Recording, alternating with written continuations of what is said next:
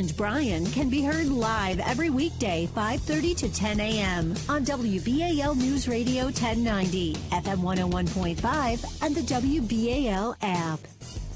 Maryland physicians are ready and willing to help with this effort.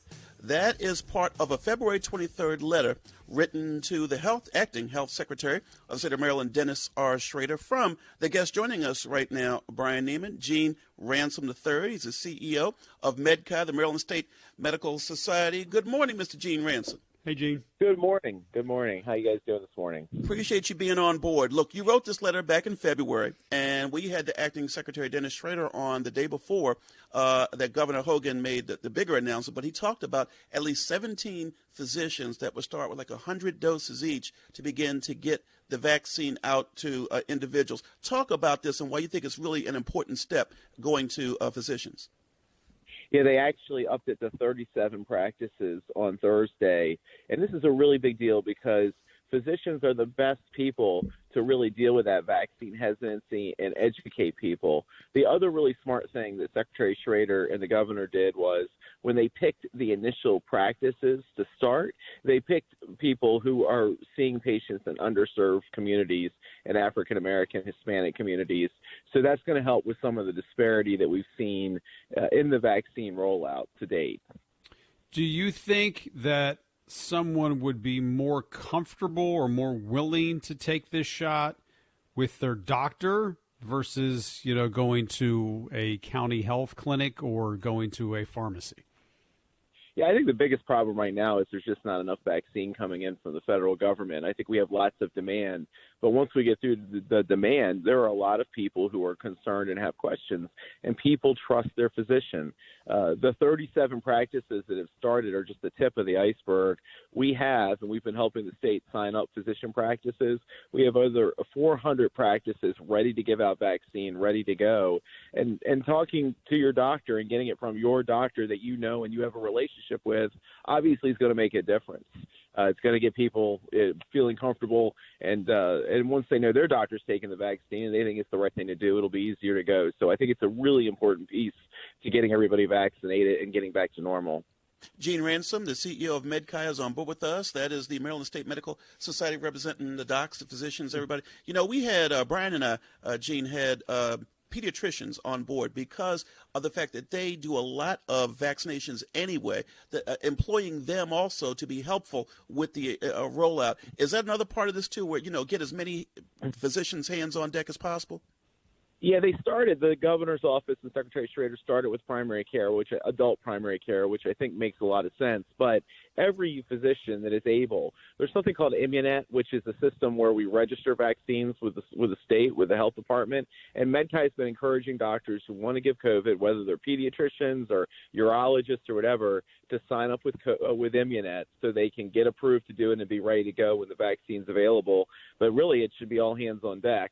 To the conversation earlier, I'm kind of with Bryan. I think once we get everybody who wants to be vaccinated, we're going to head back to normal, and that'll be a great place for all of us. So the more access and the easier we can make it for people to get vaccinated, the better.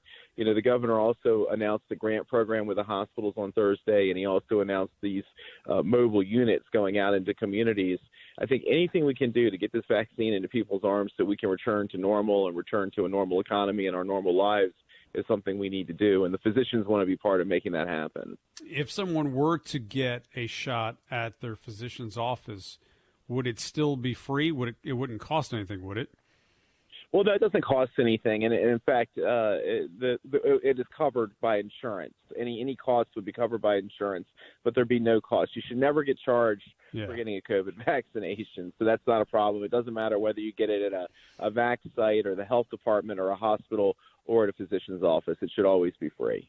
Gene Ransom, I saw here you mentioned the Immunet system for vaccine distribution, that there's about 350 physician practices, you told Maryland Matters, that have been approved for this. So that's tremendous that many folks are involved.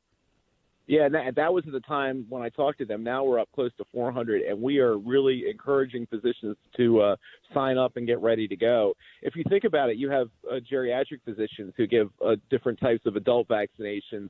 As you pointed out, pediatricians give vaccinations to children. We literally have an army of physicians that people have a real relationship with, and they can get their questions answered, ready to go. So I think including us in the process really made a lot of sense and is a big step forward, and we really applaud the Hogan and Schrader decision to do that now. And I think in the next month you'll see hundreds of physician practices getting vaccine and getting it out. And obviously this is part of the key to getting us back to normal, which is something we all want.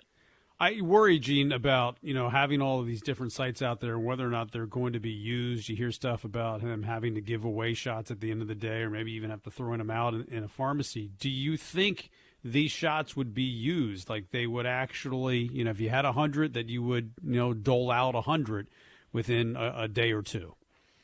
Yeah, I don't think it's going to be a problem at all. Physicians are very used to giving vaccinations. They're being cautious with regards to who is going to get it. You have to sign up through the state with Immunet and be approved. There's a process, and MedChi can help any physician who wants to work through that process get there. We can help them with it. So I don't think you're going to have a situation where it's going to be wasted. In fact, I think a lot of the places where you've heard stories about having to use vaccine at the end of the day, a lot of that is stopped because they've gotten used to having like a vaccine waiting list where they call the next 10 people and say, can you be on standby in case someone doesn't show up? I think people are being judicious and working through it, and I think they'll be cautious. And I think the fact there's so many signups that it won't be a problem. The other thing I've heard, some people say, well, will I still be in the system? You'll still get your card. You'll still be in the system. Everybody who is giving out COVID vaccine is registered, so there won't be a problem if you do end up having those passports you guys were talking about earlier today. Gene M. Ransom III, CEO of MedChi. We always appreciate talking with you, my friend Gene, and thank you so much, okay? Thanks for having me on, Senator. It's good seeing both of you this morning. I appreciate it. This really is a big step, Brian, I believe. And when we're talking about not just equity, even though that's been, kind of the big deal, and that is people who are hesitant. If their physician is, giving them the shot, I'm telling you, that's going to go a long way to removing a lot of people's concern about this. Yeah, I think so. It's just, the question is going to be how many people are going to wait now? Like if this was available 2 months ago or, a month ago, I would say, yeah, at this point, how many people are going to still want it or not and haven't looked for it yet? Well, we have to wait. I can't get it now. I mean, you have to wait. I mean, right now, if the physicians are getting it now, Brian, by the time I'm allowed in, I think it's going to be How am I going to even know if my physician has it? You call them. You call your doc and ask them, are you guys giving out shots? I guess so. If you're calling, I guess my point is if you're calling, you're looking for it, and you're going to find it is wherever as soon as you possibly can. I think word of mouth will be great. I think a lot of people will find out that their doctors actually are offering this. And it's just, to me, it's just one more addition and a really big comfort level addition to a lot of folks. I just think by the time May 15th rolls around, it's going to be like toilet paper. You're going to be able to find it all over the place again. I hope so. You keep saying that. Everywhere. It's going to be. Johnson & Johnson said we have a bunch of shots from now, and we don't. I think you're going to be able to. You're going to be like people will say it's just like when you have the flu shot. Hey, do you want to have the flu shot today? Sorry, I already had it like 2 months ago. Okay, great. I mean, I think that's where we're heading. Just judging from the amount of people who have been able to get it recently, and also the numbers that are going to be coming on the market in the next. I hope couple so, months. Brian. Don't forget, coming up after 9 o'clock, we're going to talk with Mark Reuter, who was one of those.